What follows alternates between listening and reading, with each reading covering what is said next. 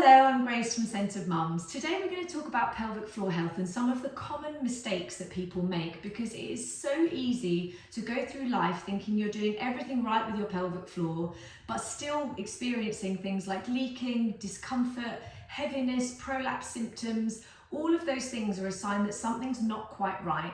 And so we're going to talk through some of the reasons why that might be and hopefully dispel a few myths along the way.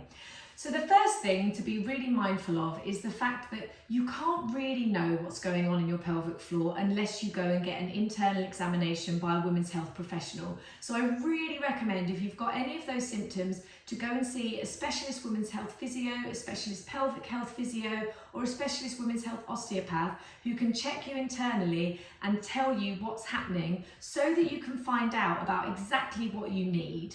You also might want to look at your breathing. So breathing is really important in our pelvic floor health.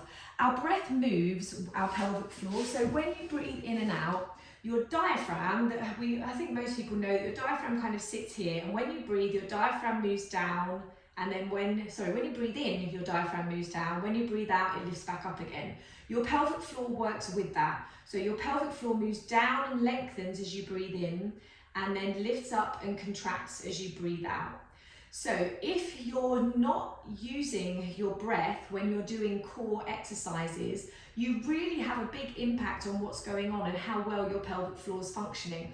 So if you're doing core exercises and holding your breath, please stop doing that.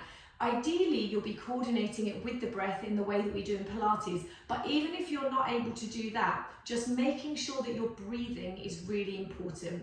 In an ideal world, you'll exhale on the effort. So you exhale, you breathe out, your pelvic floor lifts up and contracts.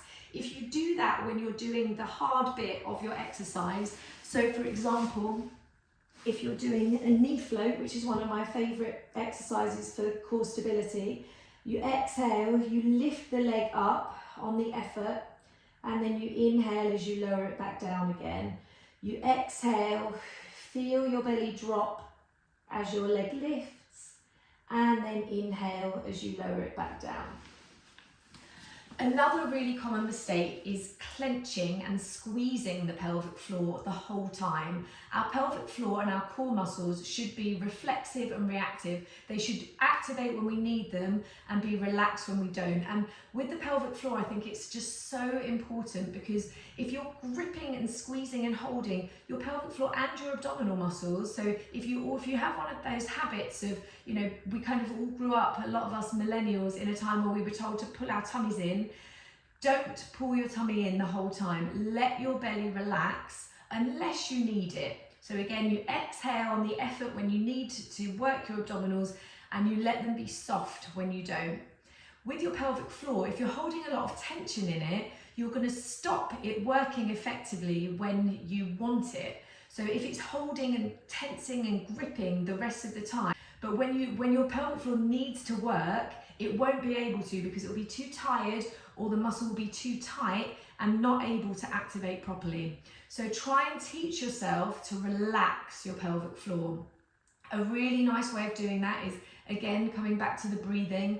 So just lying on the floor, taking nice deep breaths, thinking of lengthening your pelvic floor as you breathe in, and then letting it lift back up again as you breathe out.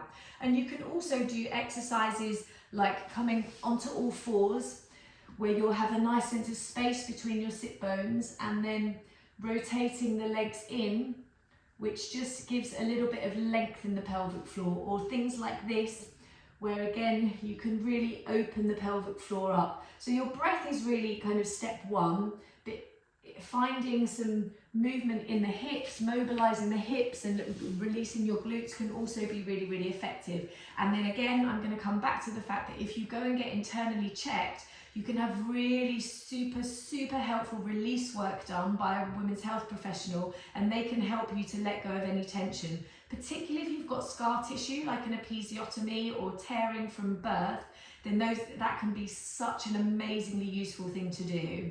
And then comes in my big one as a Pilates teacher, which is knowing that Kegels, so the lift and squeeze that we always get told to do for our pelvic floor, is not the only way of getting your pelvic floor to activate. Your pelvic floor responds to movement. So there are well, I mean, all of my classes are completely based around exercises that are going to help your pelvic floor work better.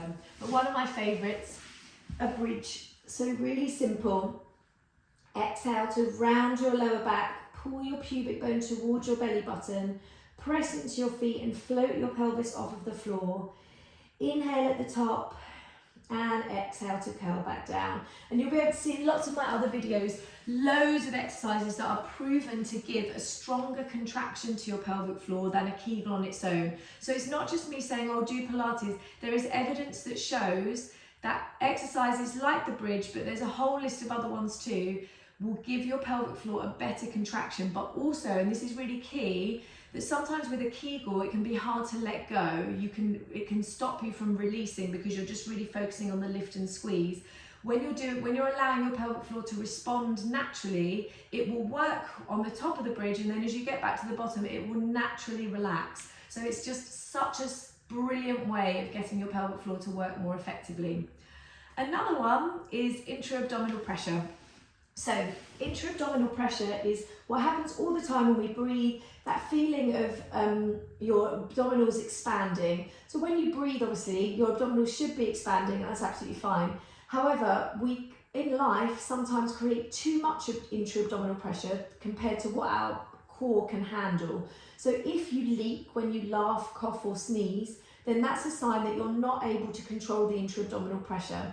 And if you're doing exercises like having both legs in the air and doing sit-ups and things like that, that make your belly push out as you lift up, instead of things that make your belly flatten down as you lift the legs up, then you know that that is not an ideal thing for your pelvic floor. You need to be able to control the intra-abdominal pressure. So everything that you're doing, your belly should be, or exercise that you're doing, your belly should be able to stay connected and like it's drawing in rather than like it's pushing out into your hands. So again, you can bring it down to the floor. Doing a knee float, most people will be able to keep their belly flat as they lift one leg.